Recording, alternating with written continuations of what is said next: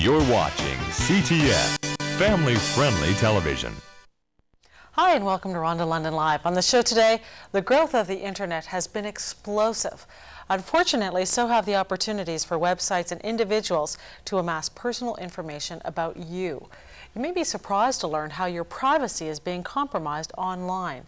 Today on the show, Ontario's Information and Privacy Commissioner will be here to talk about how technology is making our lives become an open book. We'll also find out how to protect yourself when you surf the net. As always, the phones will be open to take your calls to hear your thoughts and questions. So don't go away. Rhonda London Live will continue right after this.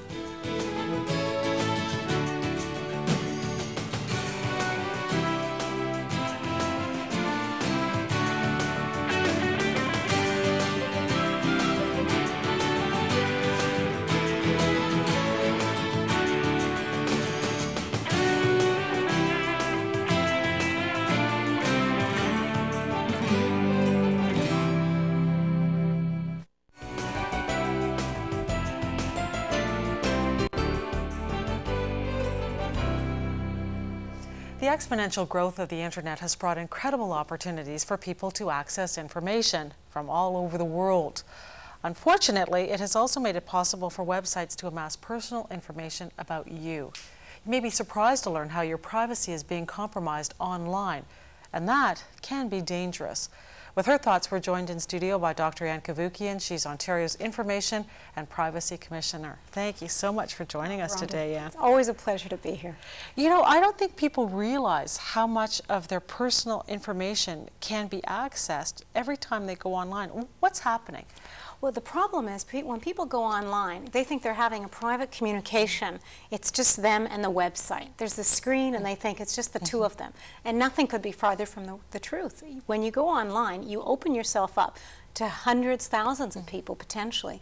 And the problem is there are increasing ways to collect information about you every time you go online, the ways in which you're not aware of. So one of the biggest problems is becoming the collection of your information and the development of personal profiles on your interests, your purchases online, where you go web surfing.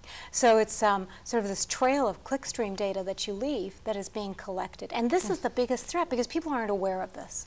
So what is the danger involved in that? Because I know there's probably people watching that say, well, I don't care if websites know what my preference is, what kind of flowers I like to buy, or what kind of websites I like to visit. And there are two issues, Rhonda. One is you don't have any control over this. So for people who say that, I say with your consent and your knowledge, absolutely, it's no problem. If you're aware of the fact that this is taking place and you don't have a problem with it, you give the information gladly, that's your right. Privacy is about personal control, your ability to control the uses of your personal information. So for people who don't object, there's no issue. However, I also say to those people, don't presume to think that everyone shares your views. There are a lot of people who are very concerned about their privacy. Increasingly, a lot of polls and public opinion surveys indicate that privacy concern is very high, and there's now a consumer backlash against websites and electronic commerce, which is floundering, because there is no trust right now between the consumer and the website, which is trying to collect information from them or getting them to shop or buy from them. And that's the issue. So one is control. When this information is being collected without your knowledge or consent, you have no control. You have no ability to say, fine, use my information for this other purpose, or don't. It's done, it's the covert manner in which it's done. The information is collected surreptitiously, you're not aware of it. So if there's no issue, why not keep it open and transparent? Let consumers know what's happening, what information you're collecting, and for what purposes. That's the issue to people who say, I don't care. That's fine for you, but it may not be fine for someone else. Don't we need some very strict legislation to govern your privacy issues in the internet?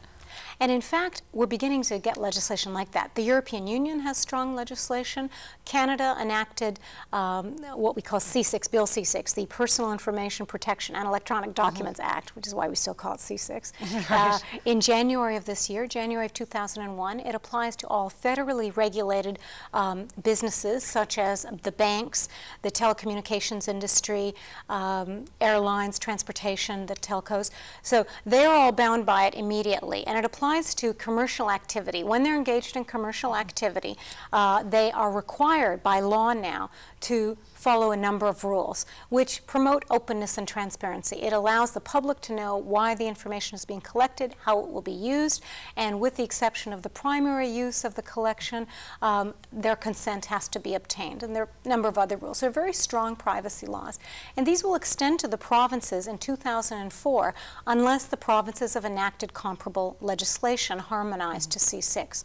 And Ontario is planning to do that. I believe that this fall we should be seeing some kind of private sector legislation in Ontario. Well, why is it important to protect our privacy? Because again, I know there are people watching this program who say, well, nothing to hide, you have nothing to fear.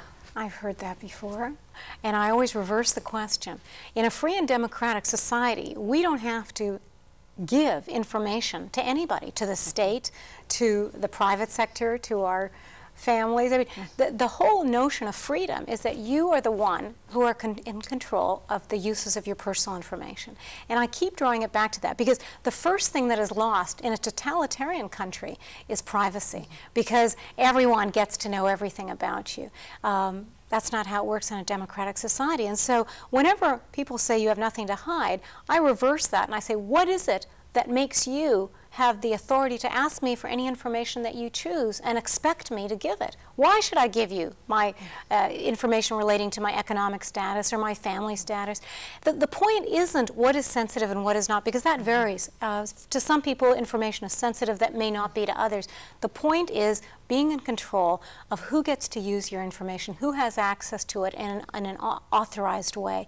And we can all think of situations where you probably wouldn't want some personal information, the personal details of your life, shared with someone else. And so whenever I hear the people who have nothing to hide, it's not like I have anything to hide, but there are personal details of my life that I don't choose to share with everyone. And it's that, the ability to maintain control over those areas of information. Isn't one of the things that you have to guard most closely is your social insurance number? Absolutely. Here we have the social insurance number, in the States the social security number. Even more than your credit card number? Well, because it opens the door to so many other databases of information.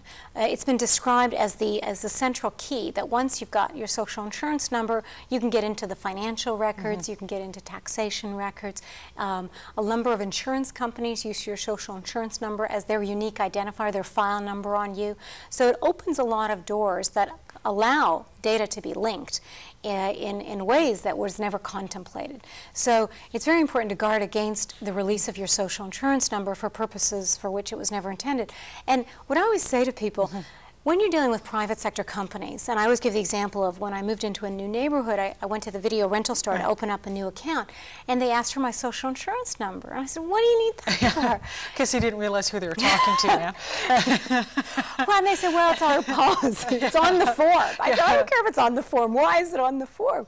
So, you know, I spoke to their manager, and it's not their fault, of course. They're the clerks in the store who are required to follow the rules. But I asked very nicely to inquire back, because I said, I can't give you my social insurance number, but I really want to do business here. It's your choice. You can either give me an account, or, you know, I can go across the street to that other video rental store. They always let you open it up. It's just you need to be a little vigilant in terms of asking a few questions before automatically releasing any personal information, certainly your social insurance number. But I think that philosophy applies across the board, that you should attempt to minimize the release of the personal details of your life unless you're satisfied that they're required to complete a particular transaction. And isn't it dangerous, too, to have your social insurance number just sitting in a video account where they have people working behind the counter that are not necessarily bonded, and you might get one unscrupulous person through the door? And it only takes one. And increasingly, Rhonda, as you know, the area of identity theft is becoming a huge area. They say it's the fastest growing form of consumer fraud, where someone impersonates your identity through the use of personal information about you, such as your social insurance number, driver's license number. Eventually they can get your credit card numbers, and then they become you. They rack up charges on your credit card. Some people take out jobs under the name of another person. They have their SIN number, and it can have devastating consequences once people find out about it. Yeah, you wonder why you want to go buy a car and your credit is turned down, or you want to buy a house. Exactly. And it can be a nightmare. You've heard some of the nightmare stories. It can take years to get that rectified and cleared up. And that's the horrible thing is what the victim has to go through, first of all, to have their story be convincing enough to have the police actually look into it, because you can imagine some people might say, well, you know, those aren't my charges on the credit card, I didn't rack them up. So these people first have the ordeal of convincing the police that they were in fact victims of identity theft, and then going through the arduous process of contacting all the credit granting agencies and one by one canceling accounts, opening up new ones, and often having to go to court because there have been these charges racked up against their name, and they weren't responsible for them. So it is a nightmare. Well, you suggest that people check their own credit rating every year. Yes, it's a good, just as you'd get a physical checkup every year, get a credit checkup.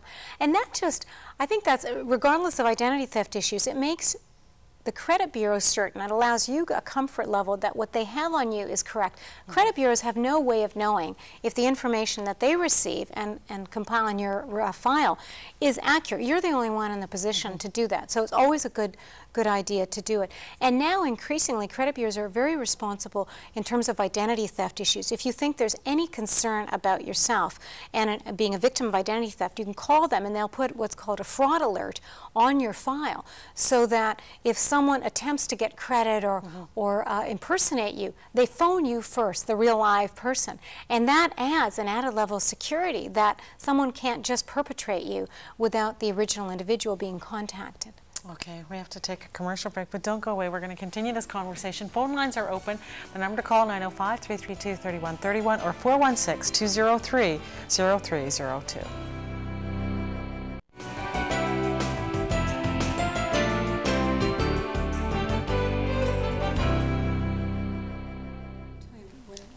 Welcome back to Rhonda London Live. The question we're asking today when it comes to the internet is privacy dead. We're joined in studio by Dr. Cavoukian. She's Ontario's Information and Privacy Commissioner.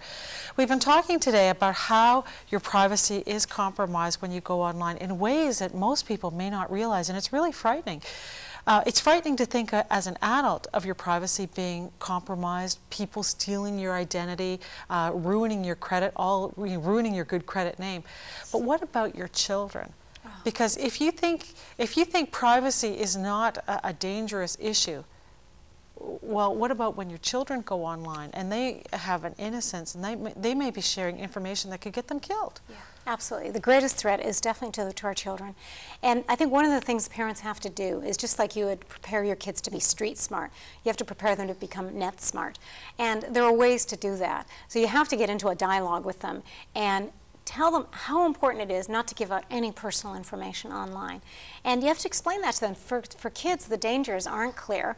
You know, what does it matter? And the problem in the past has been that a lot of sites try to obtain information through the child about the family. So it's not just the child is implicated, but also what brothers and sisters do you have, what does your father do, how much money do you make. So all this information tended to go through the children. Of course, there's the horrible instances where someone is trying to lure a child through the internet, through chat rooms. And parents have to alert children very clearly, never ever to give out their true identity. Use a pseudonym. Kids often think it's cool to have an alias or some other name that they use online. So encourage children to never to release their true identity or the location of their home address.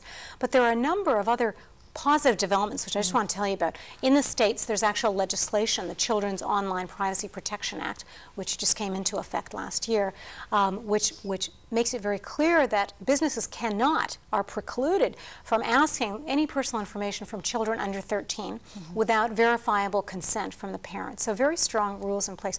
In Canada, the Canadian Marketing Association has done a wonderful job in introducing, as part of its privacy policy that it has and standard of practice ethical guidelines for its members. Section G of that policy is specifically on marketing information to children, and categorically says for children under 13 you cannot market information from children with very limited exceptions. And it says you cannot, when children are, obviously they're vulnerable, the ability to consent is not there, it's not meaningful. And so it says you cannot try to talk to children or get information that might bear upon their credulity as a child and their inability to make decisions. It's a very responsible policy, and I really commend the Canadian Marketing Association. Then there's other groups. I want to tell you just briefly about this group called MediaAwareness.ca, which is fabulous. They have this program under the parental guidance for privacy standards called the Cyber Pigs, and it's literally these three cyber pigs that guide the child through why should you care about privacy and information online, and it guides you through in a very animated, fun way. And it's really cool. So it encourages kids to find out for themselves, to learn firsthand what are the consequences that can arise. So we have to be very vigilant with children. Okay, our phones are ringing. Let's go to Barbara on line 4. Go ahead, Barbara. You're on the air. Hi. One of the things that I'm concerned about is when a person is asked to give their social insurance number by, for example, a bank, and their response is that they're not going to do business with you unless you give that information. If I can say, Barbara, that is a legitimate request on the part of banks. Financial institutions and any bodies collecting income tax or giving you interest that you're required by law to declare are required by law to collect your social insurance number. So banks have an authorized, legitimate reason for collecting your social insurance number, but they should also tell you that. They can point to you the statute and the law that requires them to collect your social insurance number. That is a very legitimate collection. It's other organizations, retail industry, for example, or video stores, whatever, that want to collect that information that they're not authorized to do so. And so what I always say is, please show me why you have to collect this information. What is your authority to collect it? Those who know their authority, like banks, will immediately show it to you. If they can't show it to you, they have no legal authority to do it. Don't give it to them. Well, you've brought up some really excellent points about protecting your social insurance number, particularly when you get into, like a video store asking for your SIN number. Completely unnecessary. But isn't there a danger, though, Anne, once all that information, all that personal information, even for a financial institution that is careful in guarding it, but once it goes onto the computer, it's accessible in a way that a hard copy, a paper file, never would be. And as a matter of fact, the Ontario government is making movement towards computerizing our medical records, which makes a lot of sense. It would be wonderful for the specialist that you go see in Toronto to be able to automatically look up, just pull up your file and get your whole medical history, so you don't have doctors continually making big paper files and you're continually giving your medical history. But the danger is, even with security in place, once that goes online, your privacy could be compromised. It's a real catch-22, because as you said, having an electronic patient record, medical record, has great benefits in that the online transmission, you can send it to a specialist in a remote location that you couldn't access otherwise. So there are clear benefits. There have to be unbelievable protections introduced accompanying that. Very, very strong controls on who are the authorized users of this information. We talk about encryption, which is coding information online so that only the intended party can actually receive the information. And that will ensure, there's very strong encryption available. I think it will, to a very high degree, ensure the satisfactory and safe transmission of your records. But then once it gets to the other end, then what? Whose hands does it get into? So you don't know if it's the receptionist who's accessing this. Is it the specialist who has authorized their receptionist or their secretary, their nurse to authorize? Or is it some rogue employee who might access your data? There are very strong protocols that have to be put in place and that I believe can be put into place. Now, there's always risk. There's no question. You don't eliminate risk. But all we can do is maximize the protection so that the bar is very high and the risk is minimized. And I think we have to try to do that, because the opposite is also very frightening. if we have the ability to share medical information online, and that could be of advantage, a benefit to us when you go on vacation, for example, if you need something transmitted, you have an emergency situation, you want that information. Then you want to make sure once the information has arrived that it is used for the proper purposes, and then you revoke your consent for further use because you're on vacation. Exactly. It doesn't have to reside in that hospital or that physician's office. So I think there are strong protections that can be introduced, but they have to be top of mind, and we have to say no until they're addressed. That would be my approach, not saying no to doing it. You can't stop the clock, nor I think is it desirable to, but you have to ensure that the protections are very high.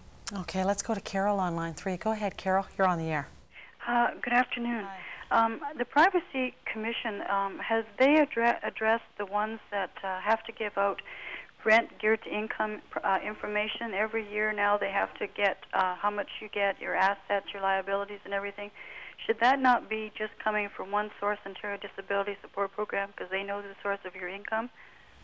Okay, that's a pretty specific question. I don't know the complete answer to that, but I can tell you that the Ministry of Community and Social Services that is responsible for ensuring that benefits are given is usually the organization that does the eligibility requirements for social assistance and has a number of requirements that have to be filled out and do require the reporting of this kind of information. They're permitted to do so by law. And beyond that, I don't know about the other organization in terms of who should be doing it. But generally speaking, the organization collecting the information is the one who tends to report on it. Dr. Ann Cavoukian, our time is gone, but I want to... So quick. I know. Thank you so much for joining us today on the show. It's always such a pleasure having you here. And the pleasure is always mine. Thank you, Rhonda. Don't go away. We're going to continue this conversation. A couple of phone lines open right now. The number to call 905-332-3131 or 416-203-0302.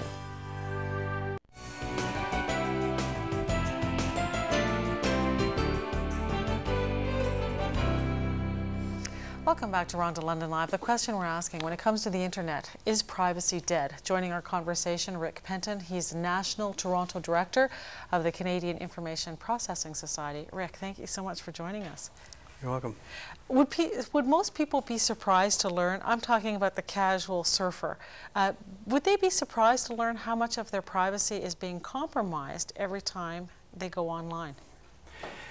Well, I think that their privacy is not necessarily being compromised when they go online, but there is that potential, and I'm sure that most people using the internet are not aware of that exposure at all.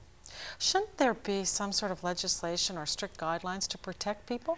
We have all kinds of privacy protections.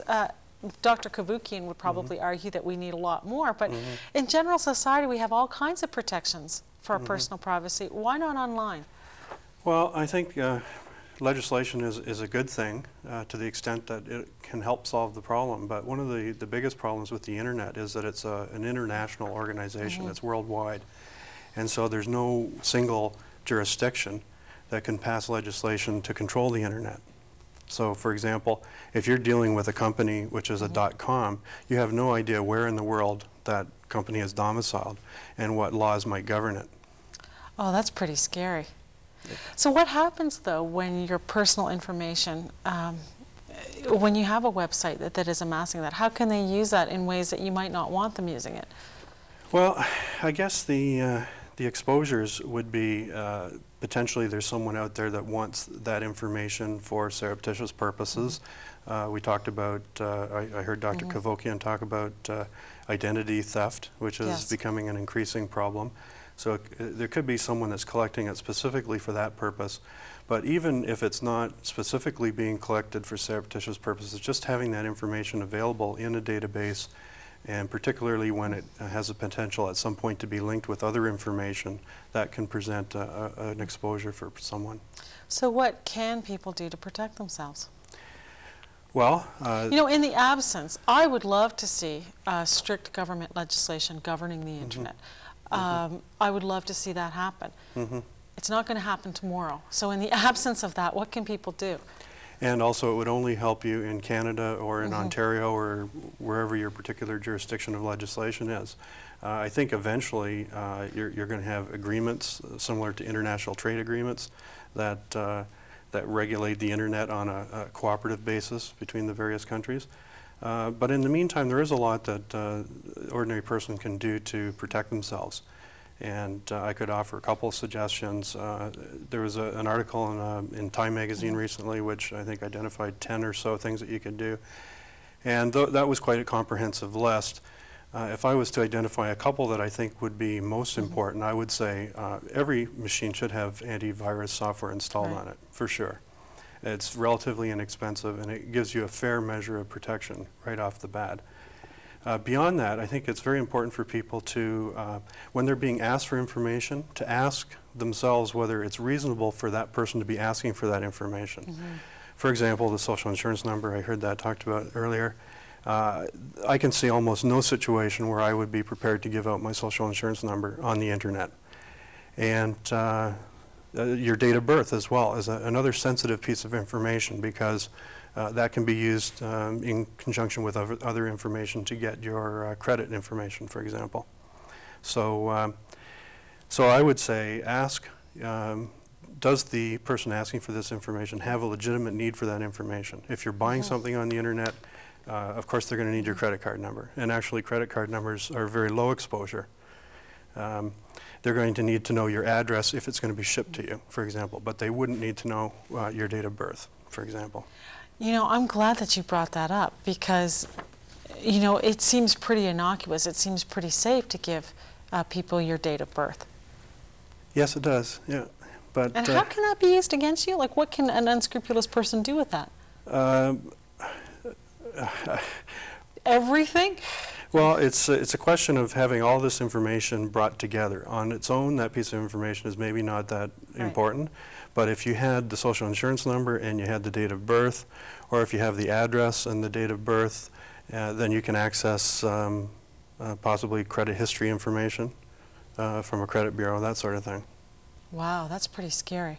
So if I wanted to, I could go online and look up my neighbor's financial history, find out if he owes taxes, if he's ever, you know, had a foreclosure, or wow. Exactly. And people can find that out about me as well. If they want to, they can do it. Okay, so protect your date of birth. That's important. That's important for women anyway. Sure. That's just a good rule for life. Let's go to Gregory on line 8. Go ahead, Gregory. You're on the air.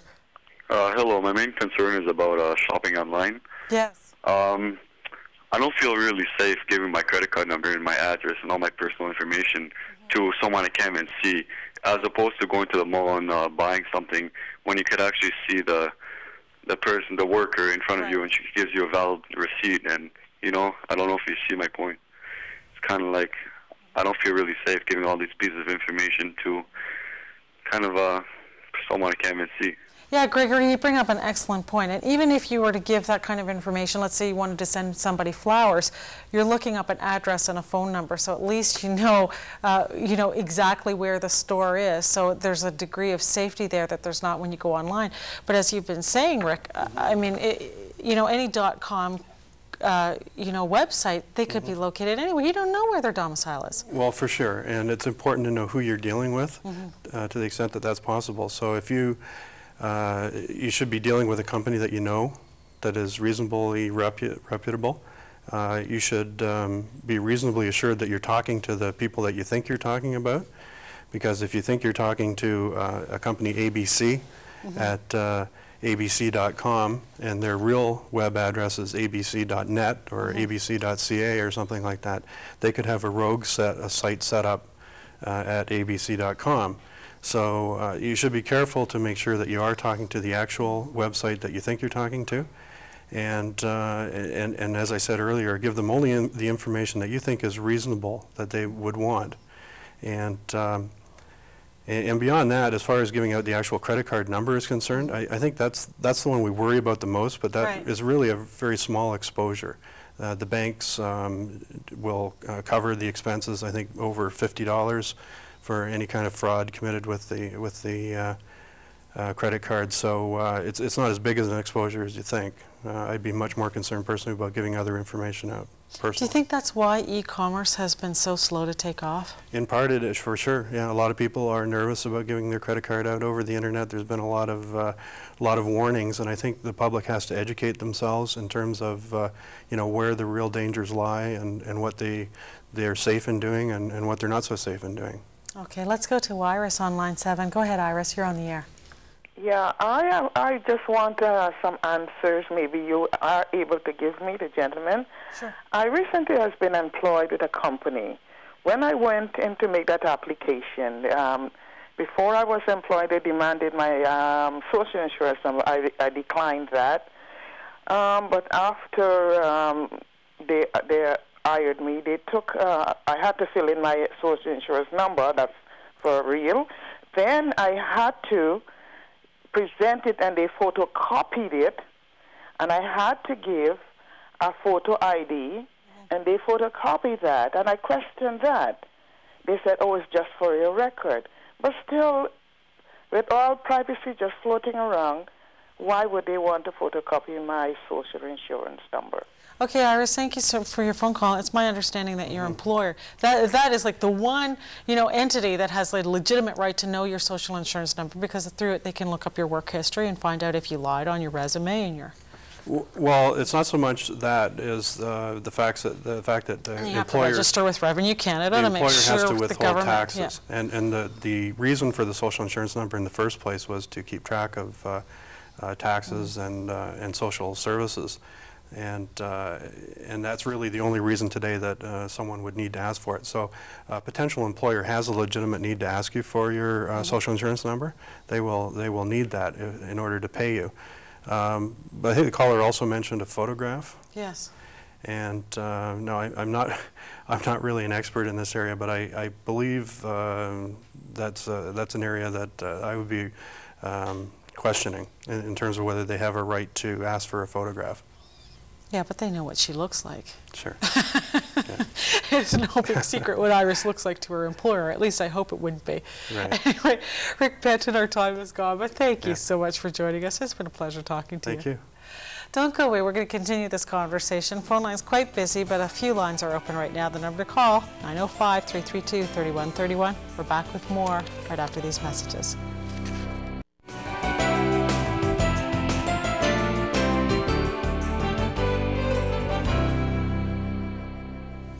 Welcome back to Rhonda London Live. The question we're asking today, when it comes to the internet, is privacy dead? Joining our conversation, Robert Metz. He's a founding member of the Freedom Party of Ontario. Robert, thanks for joining us. Thanks for having me here. How do you feel about the issue of the internet and privacy?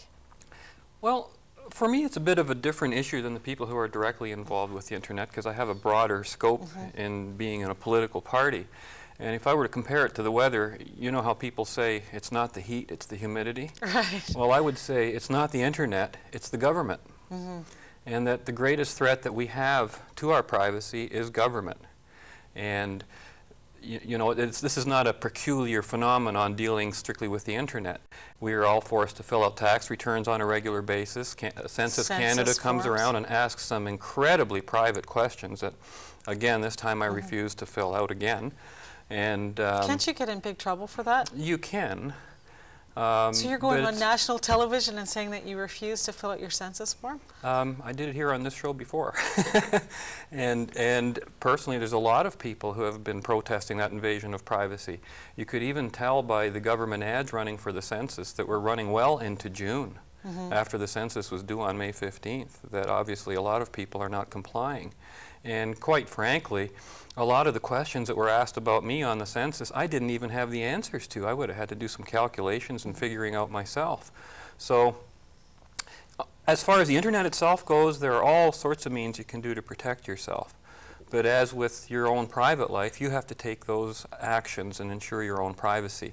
Because really, we don't have a quote, right to privacy as such. What we have is a right to freedom of association, freedom of speech, our fundamental freedoms guaranteed to us supposedly by the Constitution. And from that, we can derive our privacy or not. Some of us don't want privacy. Some of us are actually out there trying to get attention. And so you almost get this dichotomy where you want people who want to have access to anywhere on the internet, going out online, talking to all kinds of people, and yet want privacy at the same time. So you have to be really careful when you're talking about one type or the other.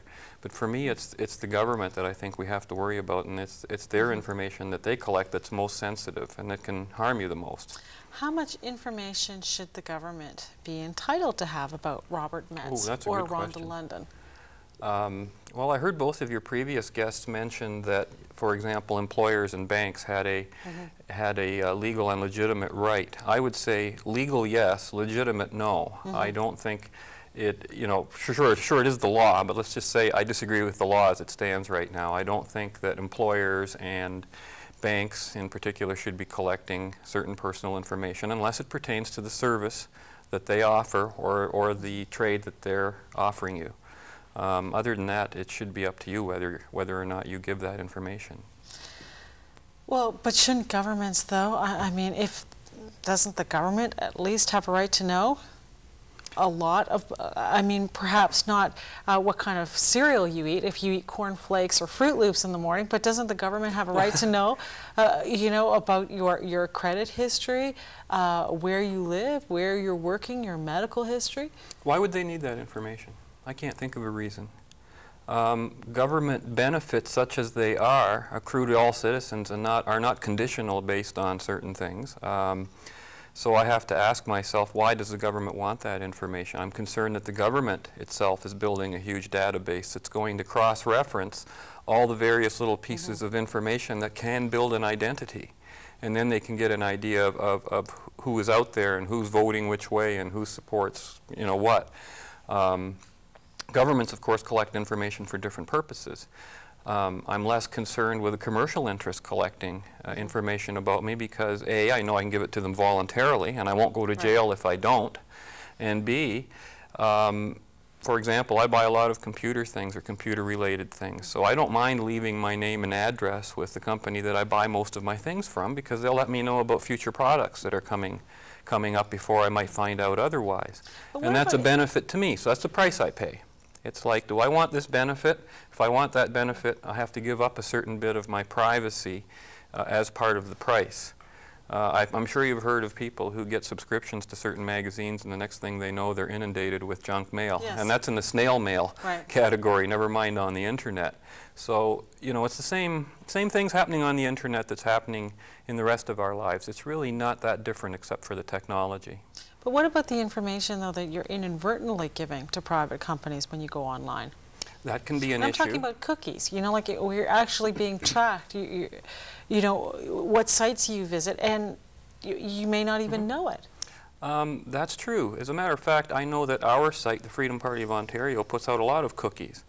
But the reason it does so is so that we can count how many people have come to our site. And we notice that in the statistics that we collect, we get a report at the end of every month, and we can find out where all those hits are coming from. Not down to the individual computer, but pretty close. But we also find that there are a huge portion of them, about 1/3 of them, that are not identifiable. And that reason being, we think, is because people have taken the proper precaution not to send the identity trail back. We might know they visited our site, but we don't know who they are. So the protection is possible, and it's available. Okay, we have to take a commercial break. Phone line's very, very busy, but just a few lines are open right now. The number to call, 416-203-0302. Back with more right after these messages.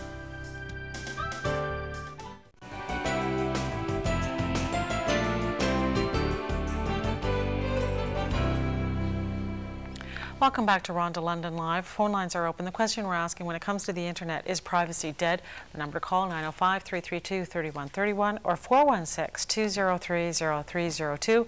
We're joined in studio by Robert Metz. He's one of the founding members of the Freedom Party of Ontario. And Robert, you say that when it comes to privacy issues, you're not so concerned about private enterprise collecting your personal information, which they are doing online. Yes. You're more concerned about what the government knows about you. That's true. And in a way, I'm sort of caught between a rock and a hard place, because I also realize that we need the government as the enforcement agency to protect our privacy in the private market.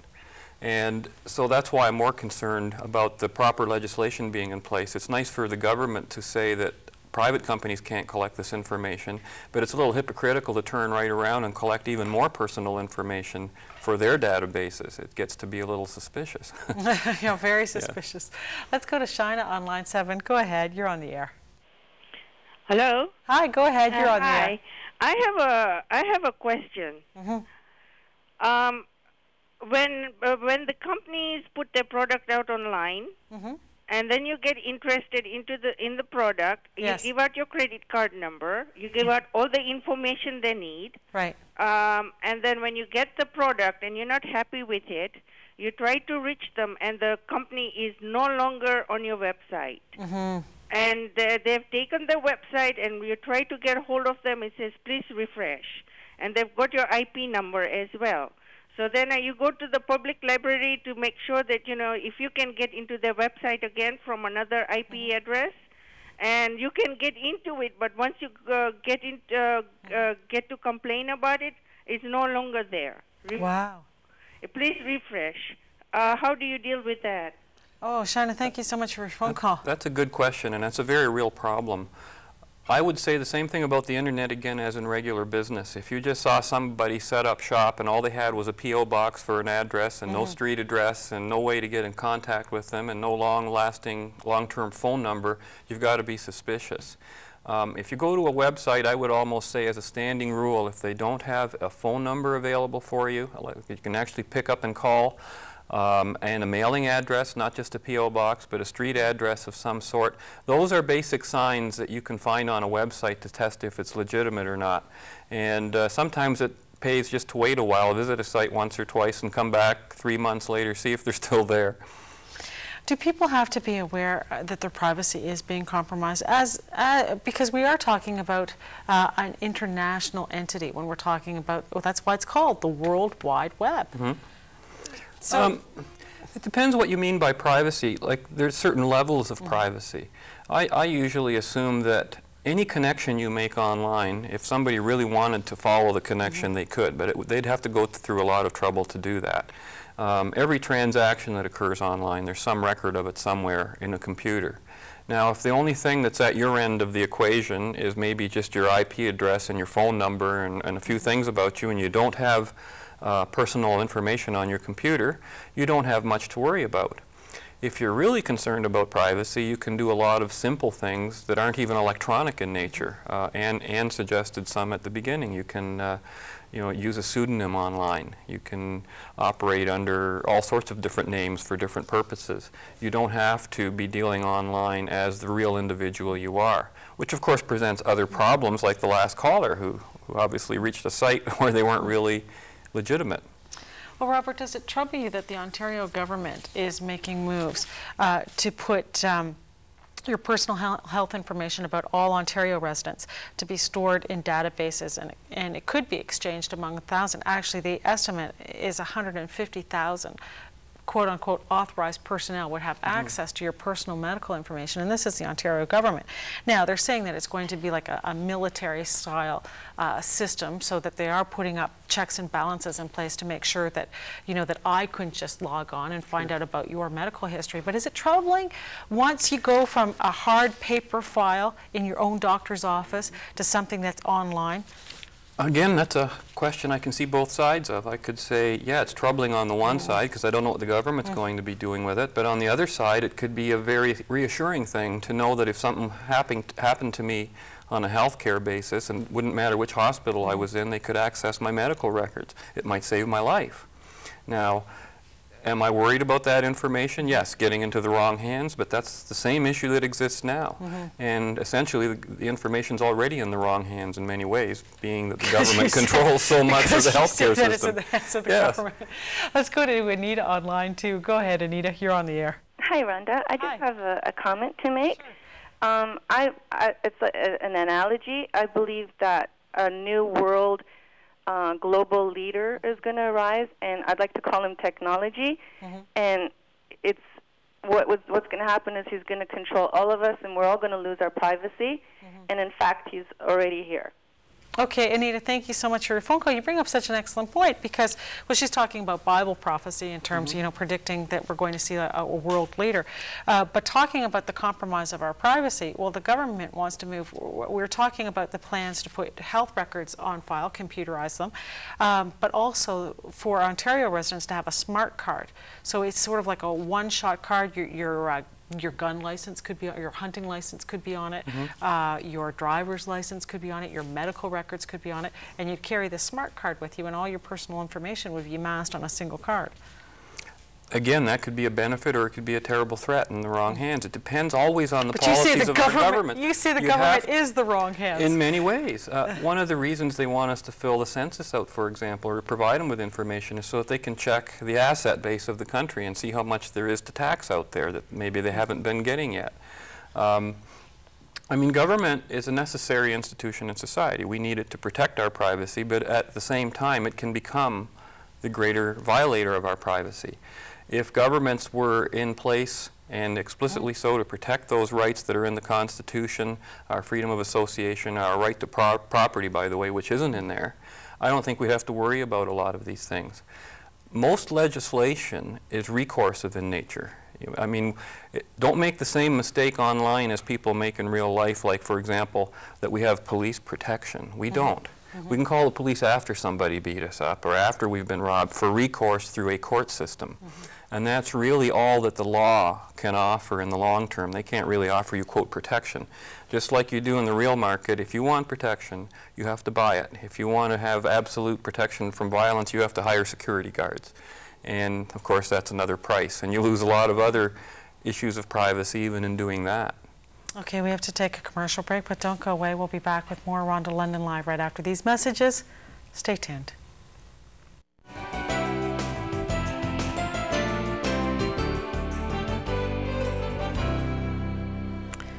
Welcome back to Rhonda London Live. The question we've been asking today when it comes to the internet, is privacy dead? We're joined in studio by Robert Metz. He's a founding member of the Ontario Freedom Party. And as we've been discussing today, you're not so concerned about how our privacy is being compromised online. You're more concerned about how our privacy is being compromised by our own government. Well, and you're wondering why the government needs such detailed information about us. Well, one of the previous times I was on the show, we were talking about Bill 155 at the time, which has since become Bill 30, which allows the government to access our phone numbers, our bank records, and everything, which is still considered illegal for us, but now the police are allowed to, quote, break the law in the upholding of the law. Once you have a government with powers like that, I don't want them collecting information about anybody. That's not going to be to anyone's long-term best interest. And so that's really where my concern is. Oh, Robert Metz, our time is gone, but I want to thank you so much for joining us today on the show. Thank you. It's always nice talking to you. Oh, even though the subjects aren't always too pleasant. No. Well, that is our show for today. Thanks for watching. Tomorrow on Rhonda London Live, truck traffic has increased on our roadways, and a new study shows that the big are involved in a disproportionate number of accidents, prompting calls for tighter guidelines. We'll tell you all about it. That's coming up tomorrow on the show. I hope you'll join me. In the meantime, have a great day.